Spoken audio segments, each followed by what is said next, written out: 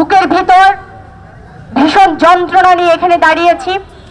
আছিয়া নির্যাতিত মানুষের প্রতীক আজকে সারা বাংলাদেশে অসংখ্য নারী, অসংখ্য শিশু, অসংখ্য মানুষ নির্যাতনের শিকার হচ্ছে, শিশুরা হত্যার শিকার হচ্ছে। সেই রকম একটি সময়ে আমরা এখানে দাঁড়িয়েছি। আমরা ভীষণ আকাঙ্ক্ষা নিয়ে দাঁড়িয়েছিলাম জুলাইয়ের যে গণঅভ্যুত্থান, সেই গণঅভ্যুত্থানে লক্ষ লক্ষ নারীরা মাঠে নেমেছিল। একটাই লক্ষ্য ছিল, বৈষম্যহীন একটা যে পথ চলা, নারীর পথ চলাকে সহজ করা এবং নারীর উপর যত ধরনের বৈষম্য আছে সেই সামাজিক বৈষম্যকে বিলোপ করা, শিক্ষা ব্যবস্থার বৈষম্যকে বিলোপ করা।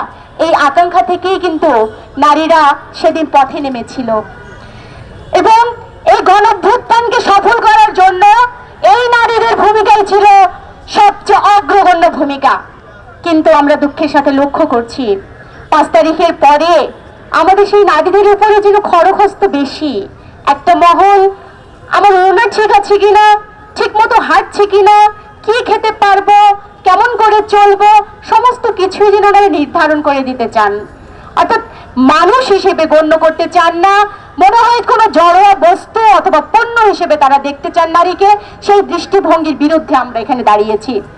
আমরা দাঁড়িয়েছি রাষ্ট্র নামে যে দানব, বারে বারে এই 53 বছরে জনগণ তার বুকের রক্ত দিয়ে শাসকদের বিরুদ্ধে ন্যায্যতার জন্য দাঁড়িয়েছে, জীবন বলি দিয়েছে, আর শাসকরা সেই ন্যায্যতার দাবিকে ধূলিসাৎ করতে তারা মরিয়া হয়েছে। আমরা দেখেছি যে কিভাবে করে আমাদের এই দেশে তনুকে ক্যান্টনমেন্টের মধ্যে ধর্ষণ করে হত্যা করা হয়েছে, সেই হত্যার বিচার হয়নি।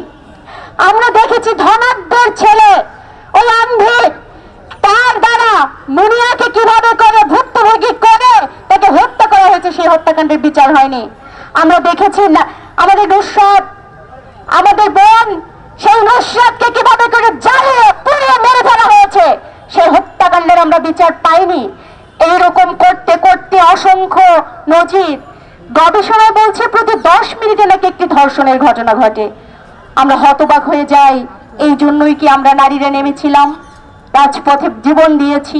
আমাদের বোনেরা কি সেই দিন হল থেকে গভীর রাতে বেরিয়ে এসেছিল এই কারণে? আমরা বলতে